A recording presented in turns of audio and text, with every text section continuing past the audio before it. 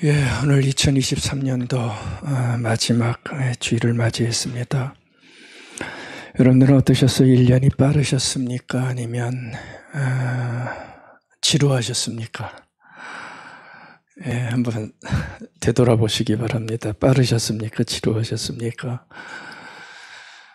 저는 시간에 마치 날개가 달린 것처럼 훨훨 날아서 여기까지 온 것 같다는 생각이 듭니다.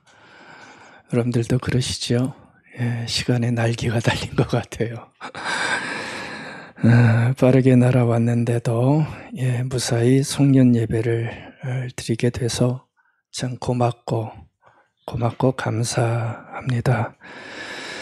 아주 예전에 읽었던 책인데요. 스카펙이라고 하는 미국의 아주 저명한 저술가, 정신과 의사였는데 아직도 가야 할 길이라는 참 잘 알려진 그런 책이 있습니다. 이 책 첫 문장이 기억이 났어요. 한글 번역은 조금 부족한데 영어 원문에 보면 책 첫 부분을 시작하면서 딱 도장을 찍는 게 뭐냐 하면 Life is difficult. 딱 그 문장을 크게 써놓고 시작을 합니다. 인생은 어렵습니다. 이 첫 문장이 굉장히 인상 깊었어요. 그리고 그 뒤에 여러 가지 얘기를 이제 나누기 시작하는 그런 책입니다. 글쎄요, 누가 인생을 감히 쉽다 말할 수 있을까요? 어떠세요? 많이 사셨잖아요. 인생이 쉬우세요? 쉽지 않죠. 저 문장이 맞죠? Life is difficult. 인생은 어렵다. 한 해 한 해 지나갈 때마다 정말 격하게 공감하게 됩니다. 오늘 말씀 제목 한번 봐주시겠어요? 뜻대로 되지 않아 힘든 분들을 위해. 오늘은 좀 말씀 제목을 풀어서 제가 여러분들에게 드렸습니다. 글쎄요, 저기에 들어가지 않는 분들이 얼마나 될까요? 뜻대로 되지 않아 힘들지 않은 분들이 있을까요? 어떻게 생각하세요? 저기에는 우리 모두 다 들어가는 아마 그러한 모습이라는 생각이 들어요. 왜냐하면 1년만 생각해 놓고 봐도 뜻대로 된 일보다 뜻대로 되지 않은 일이 훨씬 더 많다는 거 우리가 다 인정할 수밖에 없습니다. 이래서 안 됐고 저래서 힘들었고 뜻대로 되지 않았던 일들이 1년의 짤막한 시간인데도 얼마나 많이 있는지 모르겠습니다. 그래서 오늘 말씀은 이렇게 말씀을 생각해 보려고 해요. 한 해의 삶을 마감하면서 뜻대로 되지 않아 힘들어하는 우리 모두에 대한 말씀으로 한번 나누면 좋겠다 하는 마음을 가지고 이제 말씀을 나눌 텐데 1년의 마지막 보내면서 어떻게 그 일들을 내가 잘 마음에 담고 새해를 맞이할까 그런 마음을 가지고 들으셨으면 좋겠습니다. 오늘 성경 말씀 짤막하게 읽었는데요. 오늘 말씀의 주인공은 요셉. 오늘은 스토리 중심으로 좀 말씀을 나누고 싶어요.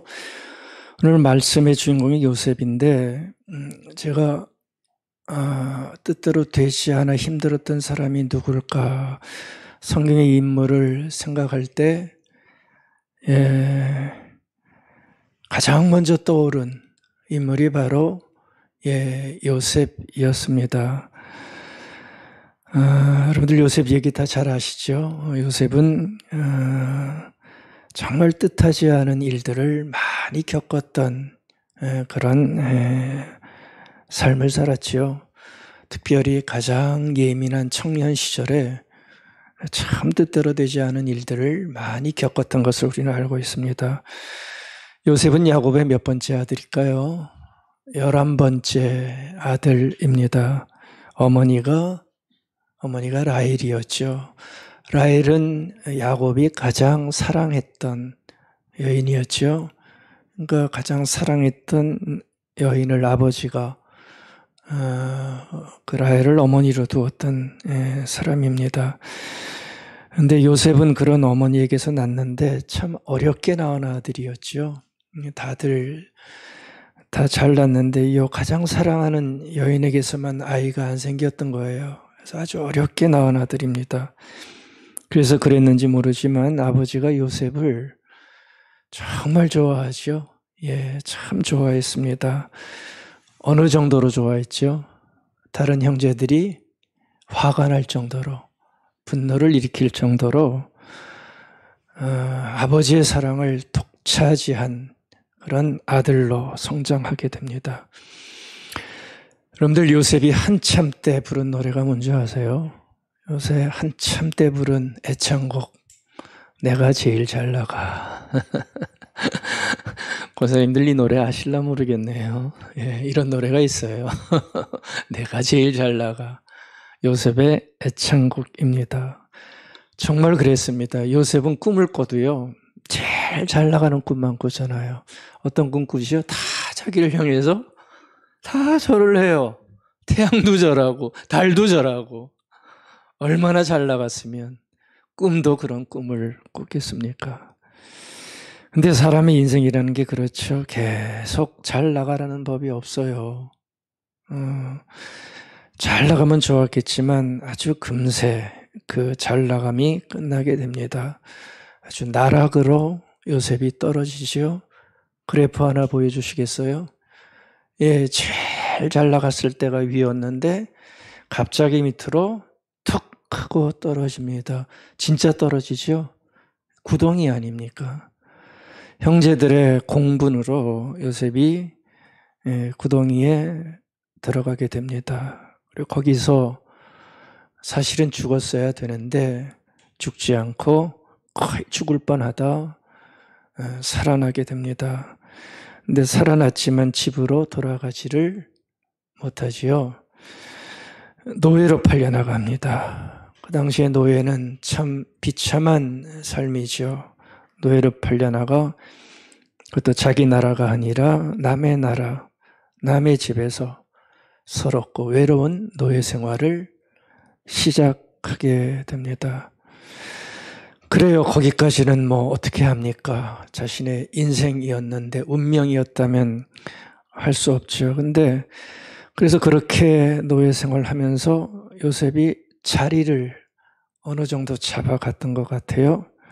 근데 또 거기서 일이 틀어져 버립니다.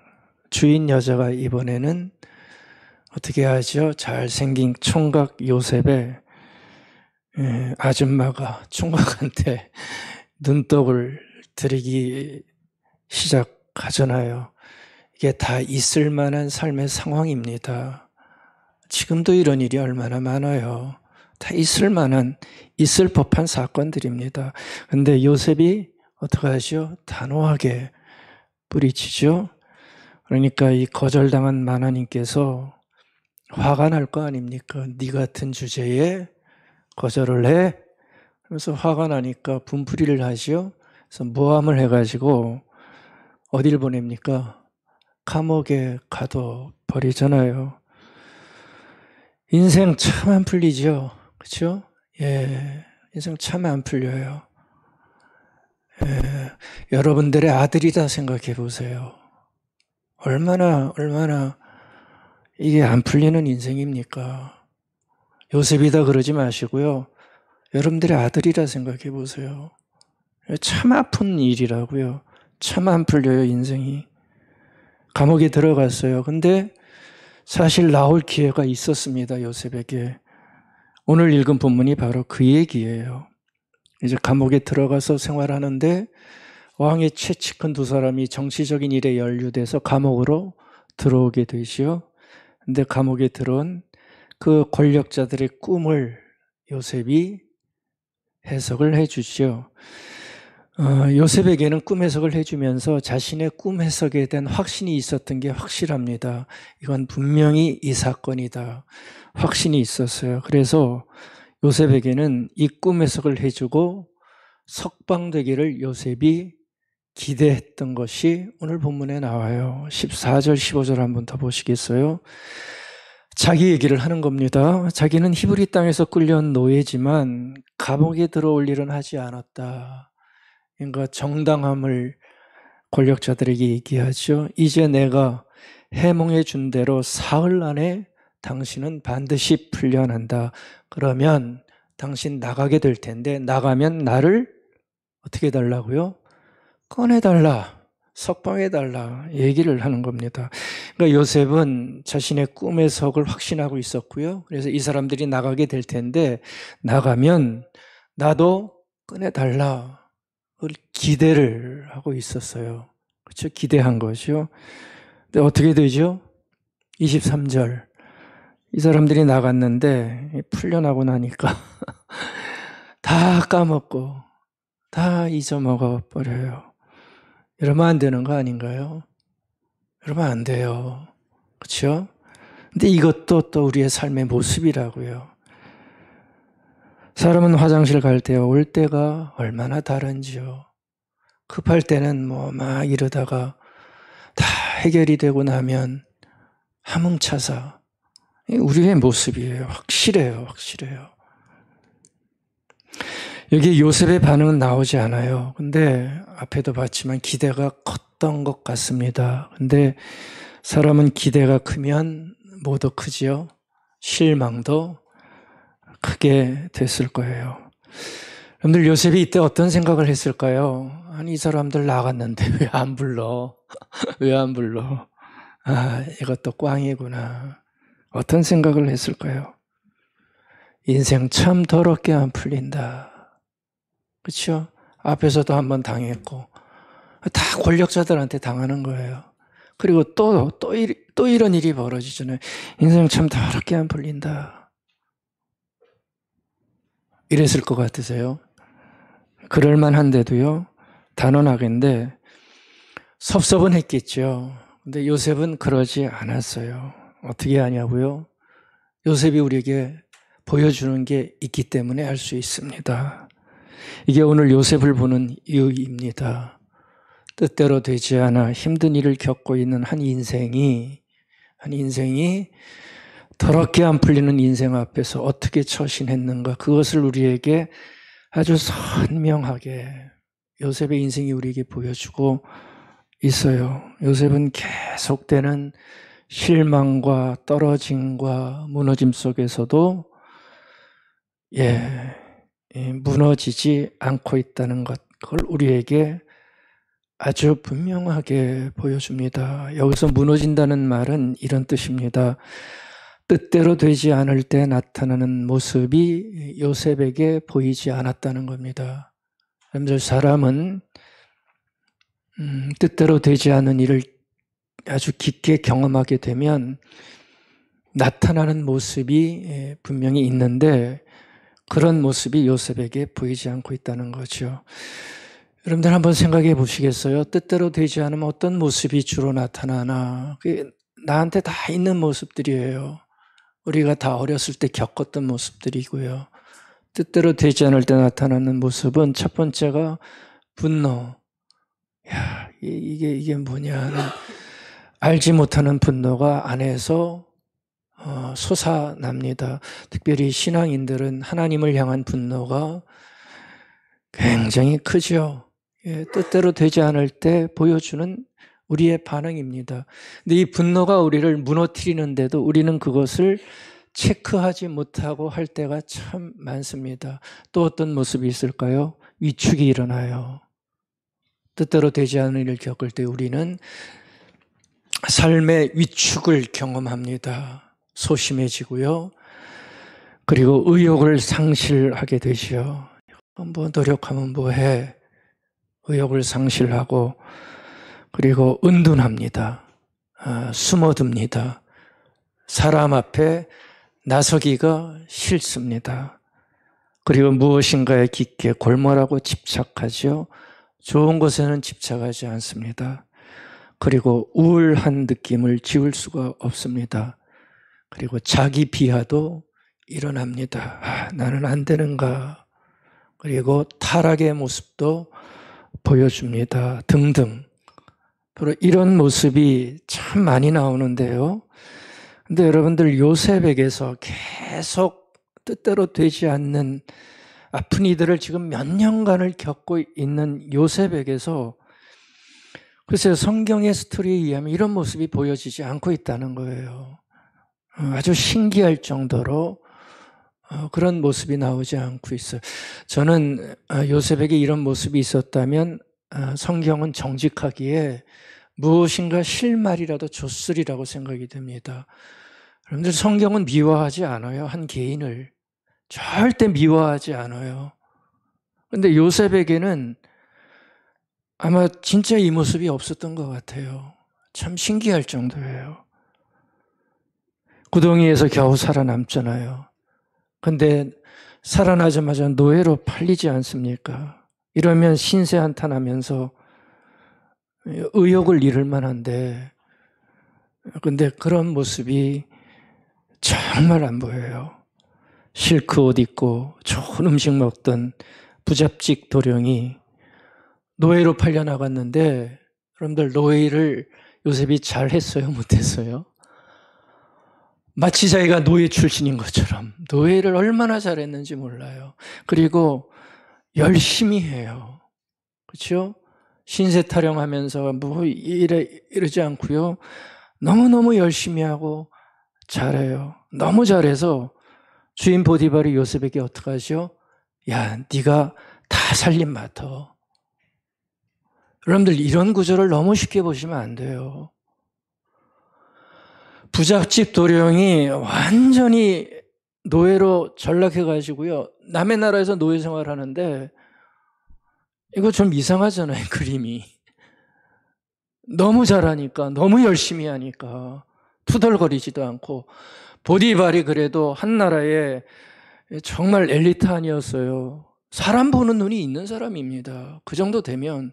근데 요셉을 탁 눈여겨보더니 믿을 만한 거예요. 그러니까 네가 다 살림 맡아. 이렇게 나오고 있어요.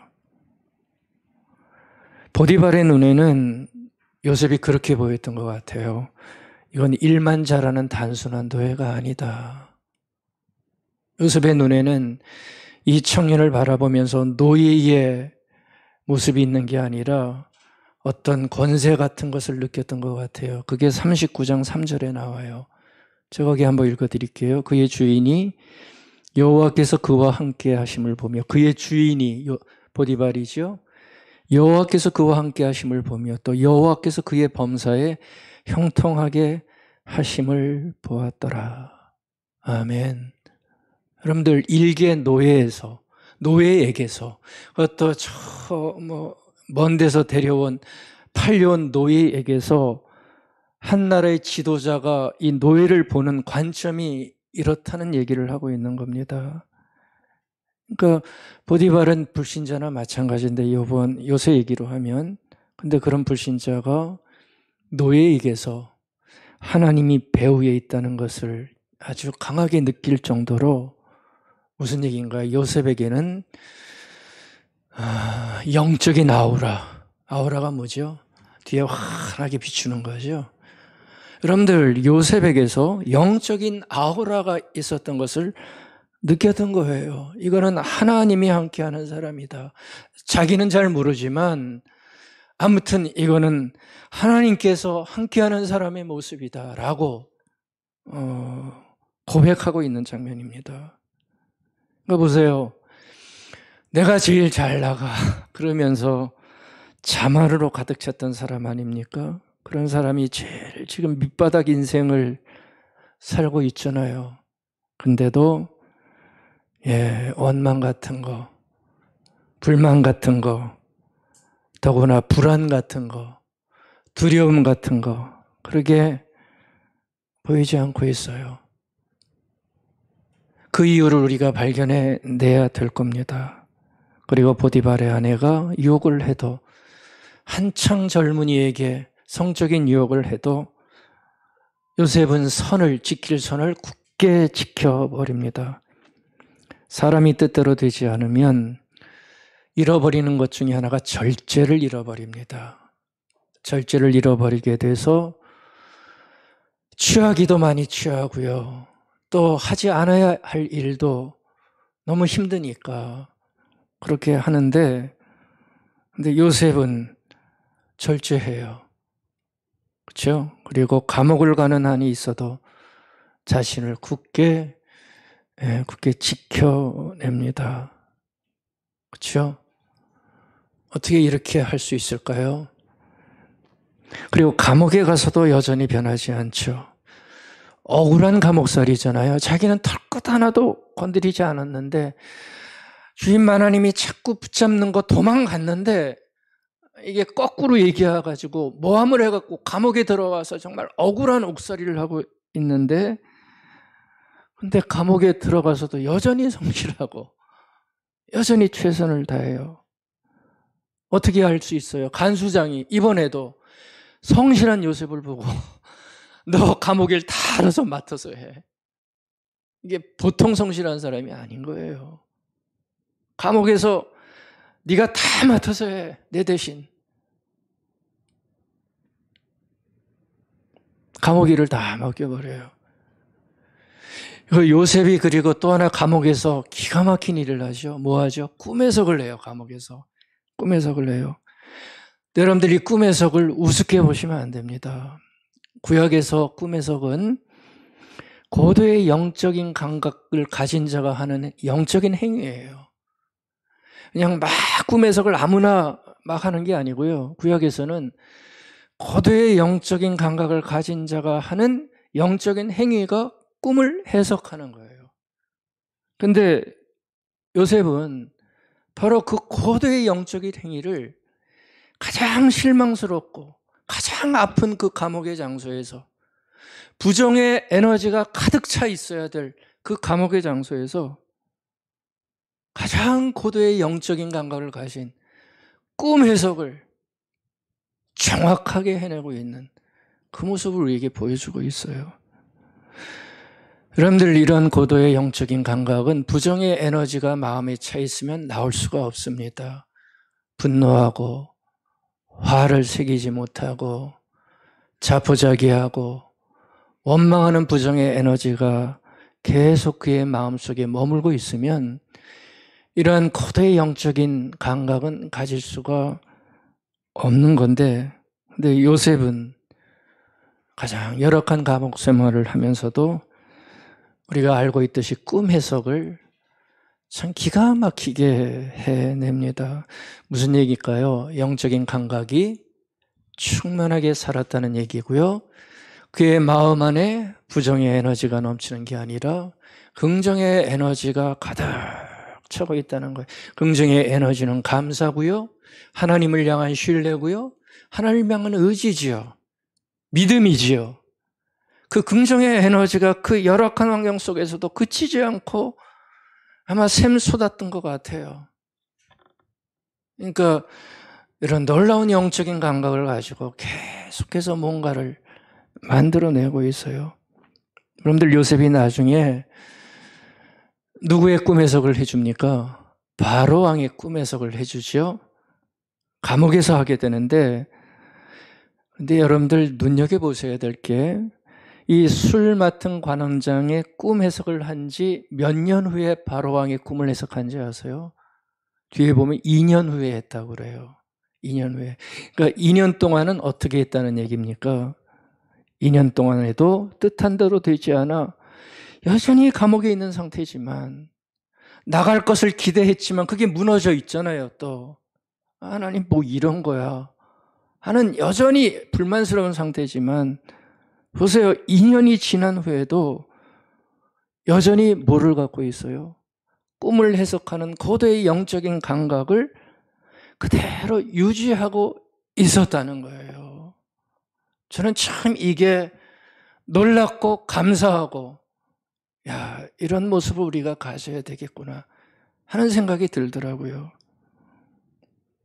감옥에서도 역시 뜻대로 되지 않아 실망하고 내가 여기서 썩는 거 아니야, 두렵고 불안했을 것 같은데 여전히 부정의 에너지가 없어요. 고도의 영적인 감각을 마음에 품고 그렇게 살아가다가 2년이 지나서 또 꿈 해석에 요청이 들어간 거예요. 놀랍게도 그것은 그 나라의 권력자 바로 왕의 꿈 해석이에요. 2년이 지났어도 뜻대로 되지 않아 실망스러운 일이 2년이 지났는데도 감옥에서도 여전히 영적인 감각을 유지하고 있습니다. 세월이 지나서 창세기 50장 2절, 20절에 보면 아버지를 만나고 형제를 다 만나죠. 아버지가 돌아가세요. 야곱. 형제들이 그때부터 쫄기 시작하죠. 요셉이 해코지하면 어떡할까 막 두려워하고 있을 때 요셉이 한 유명한 말 한마디가 기록되어 있죠. 창세기 50장 20절. 형님들은 나를 해치려고 하였습니다. 맞지요? 그렇죠? 하지만 하나님은 오히려 그것을 그 악을 선하게 바꾸셔서 오늘과 같이 수많은 사람의 생명을 구원하게 하셨습니다. 여러분들의 삶을 향한 해석이 되기를 바랍니다. 고통 많이 당하고 불쾌한 일 많이 당하고 뜻대로 되지 않은 일의 연속 속에서 아프지만 얼마나 해석이 좋은가요? 하나님이 그것을 선하게 바꾸셔서 그럴 만한 능력이 계시다는 거죠. 그래서 당신들의 생명을 구하려고 그렇게 하셨습니다. 배신당하고 죽을 뻔하고 노예살이하고 누명 쓰고 감옥에 가고 자기 뜻대로 되지 않는 수없이 많은 일을 겪지만 부정적인 악한 감정에 빨려 들어가지 않고 있습니다. 부정적인 악한 감정에 빨려 들어가지 않고 있습니다. 요셉이라고 힘들지 않았을까요? 저는 그렇게 생각하지 않아요. 요셉도 많이 힘든 순간들이 있었을 것입니다. 그런데도 무너지지 않고 하나님과의 깊은 교제 속에서 선함으로 모든 것을 다 이겨냅니다. 저는 간략하게 살펴본 이 요셉의 인생을 보면서 이거는 우리가 놓치지 말아야 되는 굉장히 상징적인 사건들로 받고 싶습니다. 요셉은 보면 하나님의 섭리와 계획에 참 잘 따라와 준 것 같아요. 여러분들 요셉이 무너지지 않았기에 이스라엘 백성들이 살지요. 그 기근 중에 이거 요셉이 아니었으면 다 굶어 죽을 만한 환경인데 요셉이 먼저 애굽의 가장 귀한 자리에 앉아서 다 살아나잖아요. 그리고 기근을 피해서 애굽 땅으로 피난을 오잖아요. 거기서 400년을 살아요. 그러다가 다시 출애굽을 해서 자신들의 고향으로 돌아가는 하나님의 놀라운 언약과 계획 속에서 움직이게 되는데 이게 바로 한 사람 요셉의 무너지지 않는 견고한 심지, 하나님의 계획을 잘 따라와 준 겁니다. 이거 뜻대로 되지 않아서 감정만 격해가지고 쉽게 무너졌다면 글쎄요, 참 아찔했을 것 같아요. 하나님도 아찔했을 것 같아요. 얘 이러면 안 되는데. 그렇죠? 우리 보시면 더 그러지 않을까요? 야, 너 지금 그러면 안 돼. 펴. 인상 펴. 너 그러면 안 돼, 지금. 그러지 않을까요? 하나님의 큰 것이 예비되어 있는데 나 때문에 막히면 어떻게 됩니까? 저는 이 사건을 보면서 그런 생각 들었어요. 내가 무너지지 않아야, 뜻대로 되지 않을 때 내가 무너지지 않아야 다른 이들이 살아나겠구나. 아멘. 그렇지 않습니까? 뜻대로 되지 않아 힘들 때 내가 살아나야 다른 이들이 살아나요. 요셉의 모습 아닙니까? 그래야 다른 이들이 살아나요. 여러분들 우리도 무너지지 마십시다. 그래야 나 아닌 다른 타자들이 나를 통해서, 나의 의연함을 통해서, 나의 영적인 감각을 통해서 살아나요. 엄마가 무너지지 않아야 자녀들이 살아나고요.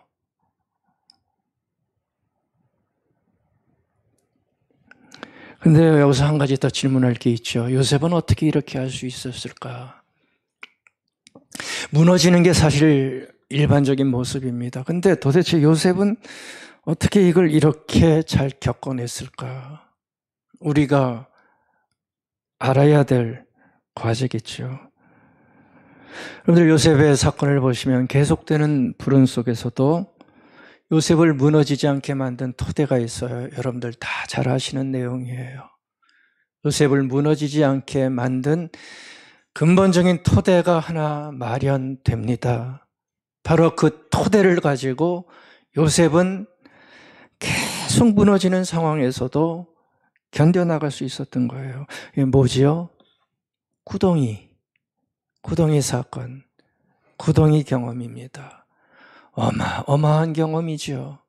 근데 그 어마어마한 가장 부정적인 경험이 역설적이게도 요셉을 지탱케 하는 힘으로 작용하게 되었다는 거예요. 여러분들 구덩이는 다른 게 아니잖아요. 아주 못되게 굴던 기고만장한 동생에게 내린 형들의 복수의 장소예요. 그렇죠? 잘해서 묻힌 게 아니라 가장 못된 일 하다가 저놈 새끼 그러다가 형들의 미움을 잔뜩 싸가지고 얼마나 미웠으면 죽이려고 했겠어요. 이게 보통 약은 놈이 아니라고요. 얼마나 미웃게 했겠으면 그래도 배다른 형제지만 그 죽이려고까지 했겠어요. 그러니까 무지무지 얄미웠고 그랬던 것 같아요. 응? 기고만장한 동생에 내린 형들의 복수의 장소란 말이에요.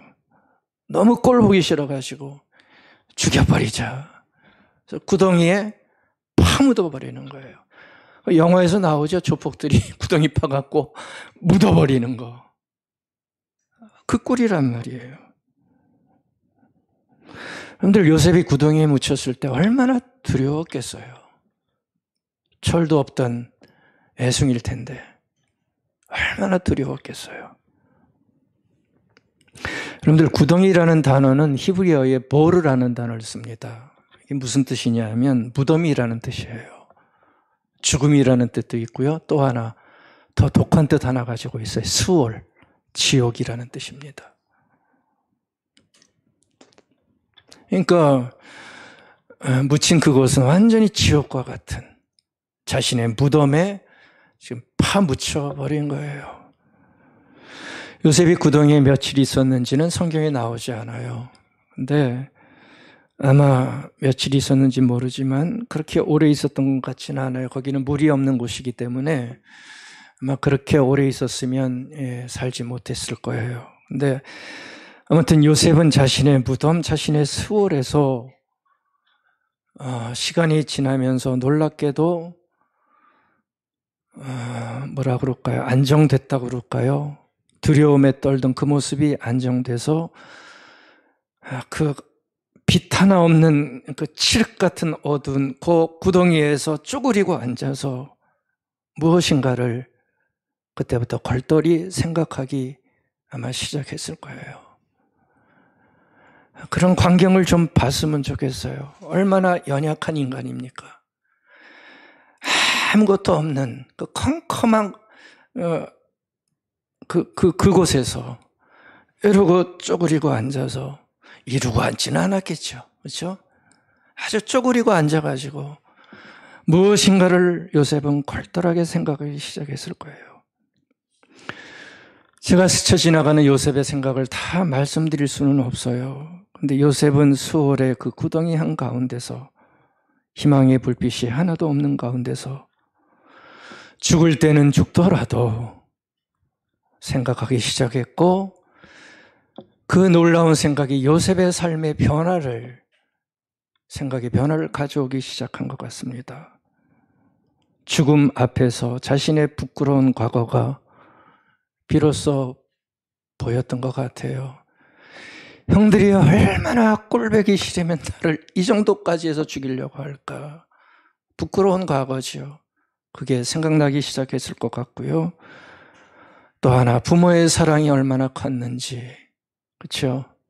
부모의 사랑도 그렇게 사랑해 줬던 어머니 아버지 그 사랑도 그 죽음의 장소 안에서 그리워 시작했을 것 같고요. 무엇보다도 아브라함의 하나님, 이삭의 하나님, 야곱의 하나님이 비로소 그의 가슴 속에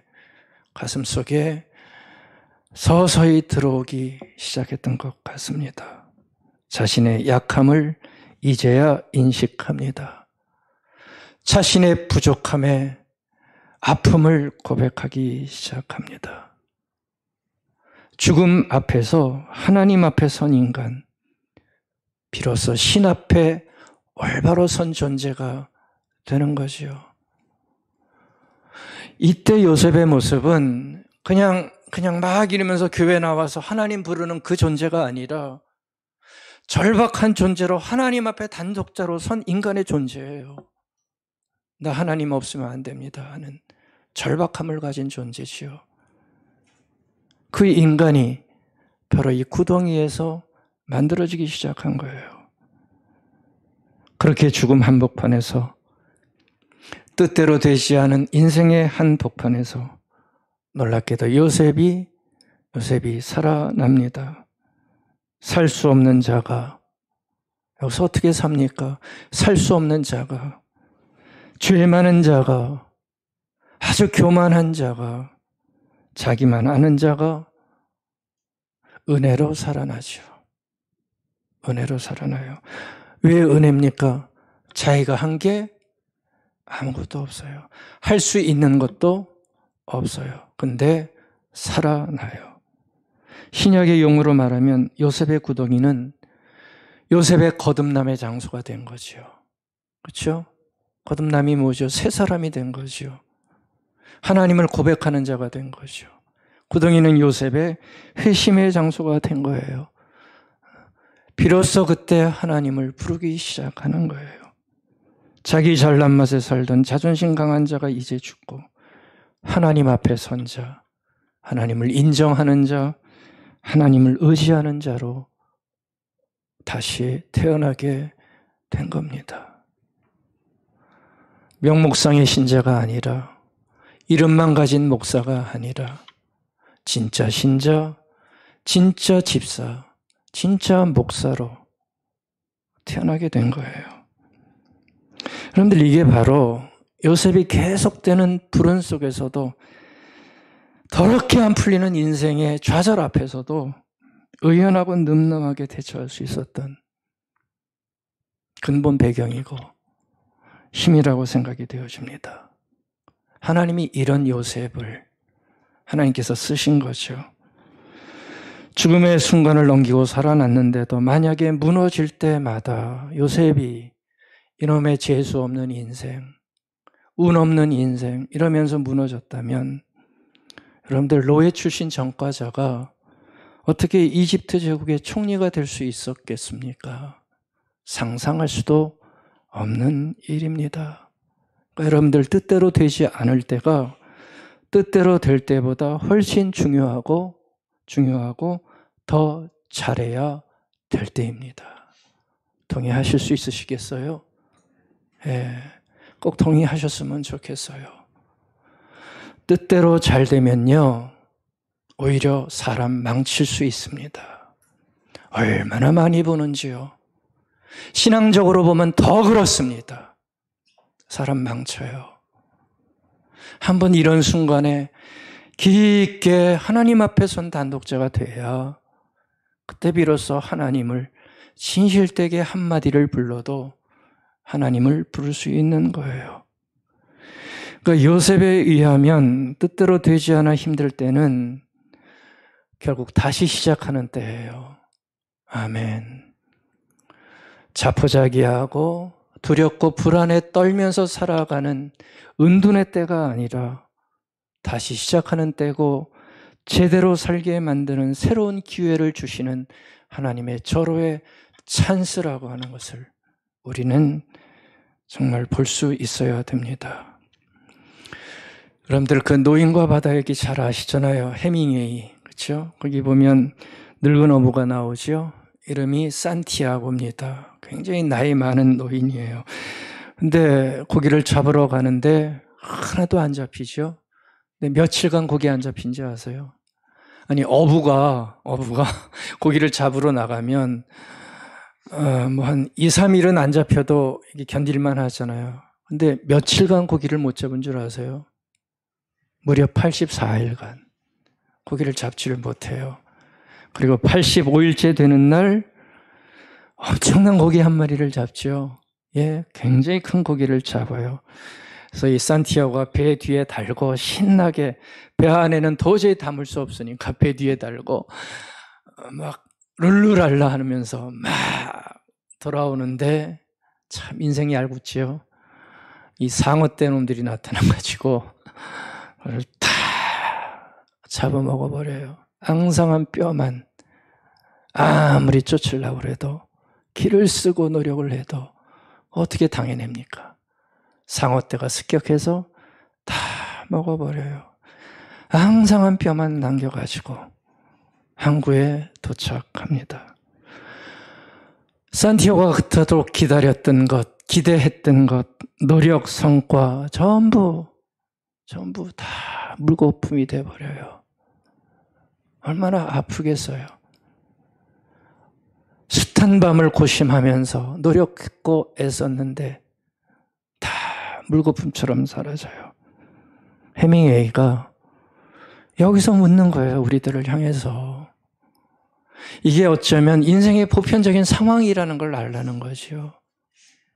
아무리 노력하고 애를 써도 어쩌면 항상한 뼈만 남을 수 있는 이 끔찍한 상황, 인생의 상황일 수 있다는 거예요.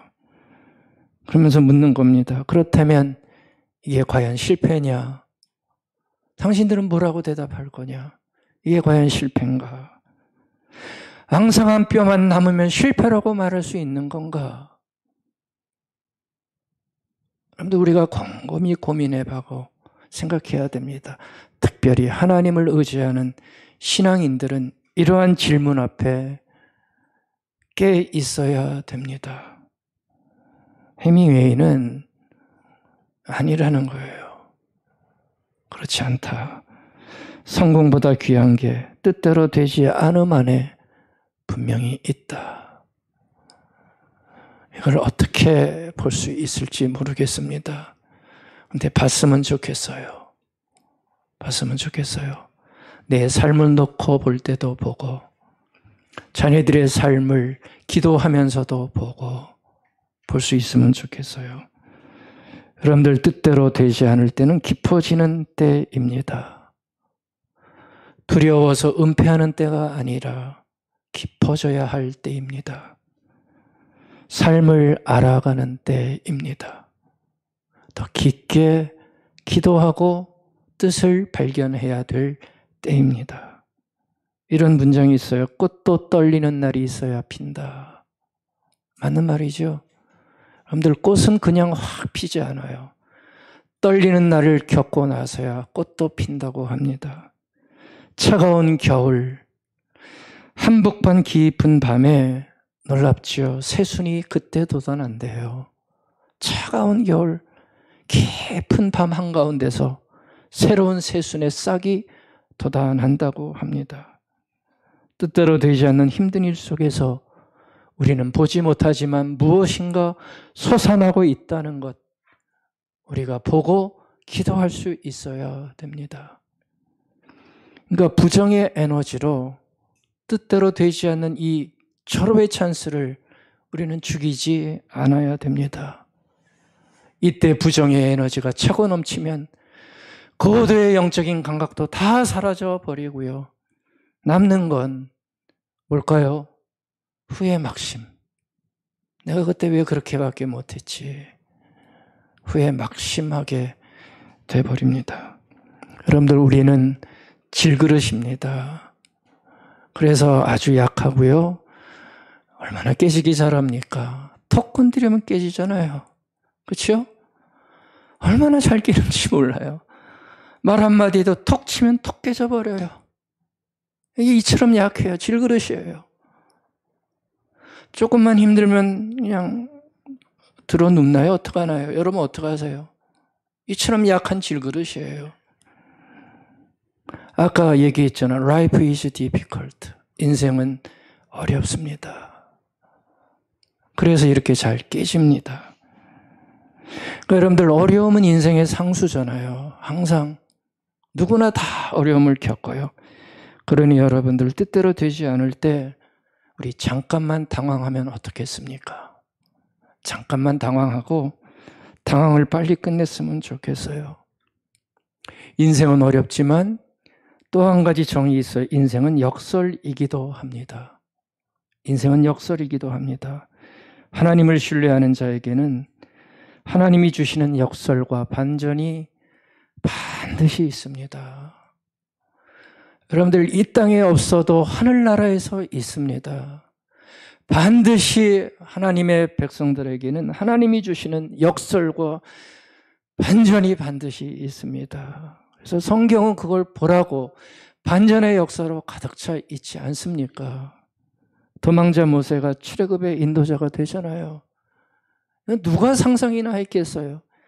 도망치기에 바빴던 그 초라한 인생이 200만, 300만을 이끄는 출애굽의 지도자가 될 줄 누가 상상이나 했겠어요? 그 조그만 소년 다윗이 거인 골리앗을 물리쳐 버리잖아요. 뭘 보라는 얘기인지 우리를 알아야 됩니다.